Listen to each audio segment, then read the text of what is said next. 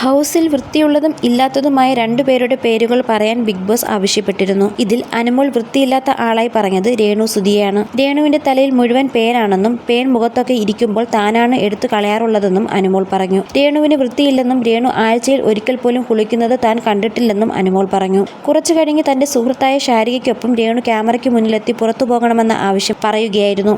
Big boss, ഞാൻ പെട്ടെന്നായിരുന്നു ഇങ്ങോട്ട് വന്നത്, അതുകൊണ്ട് ട്രീറ്റ്മെന്റ് ഒന്നും ചെയ്യാൻ പറ്റിയില്ല.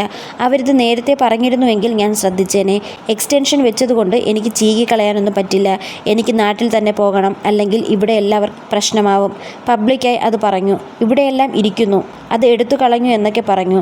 അത് എൻ്റെ കുറ്റമല്ല. എനിക്ക് ട്രീറ്റ്മെൻറ്റ് ചെയ്യാൻ പറ്റിയിട്ടില്ല. ഞാൻ കാരണം അങ്ങനെ ഒരു പ്രശ്നം ഇവിടെ ആർക്കും ഉണ്ടാവരുത്. എന്നെ നാട്ടിൽ വിടണം. എനിക്ക് ഇവിടെ നിന്ന് പോകണം. ഞാൻ എല്ലാ ദിവസവും കുളിക്കുന്നുണ്ട്. തല കുളിക്കാൻ പറ്റാത്തത് കൊണ്ടാണ്. എന്നോട് വ്യക്തിപരമായി പറഞ്ഞാൽ മതിയായിരുന്നു. പബ്ലിക്കായിട്ട് പറഞ്ഞ് എനിക്ക് വലിയ വിഷമമായിപ്പോയി. അതുകൊണ്ട് എന്നെ പറഞ്ഞു വിട്ടേക്കൂ. ബാക്കിയുള്ള മത്സരാർത്ഥികൾ ഇവിടെ നിന്നോട്ടെ. എനിക്ക് സന്തോഷമേ ഉള്ളൂ.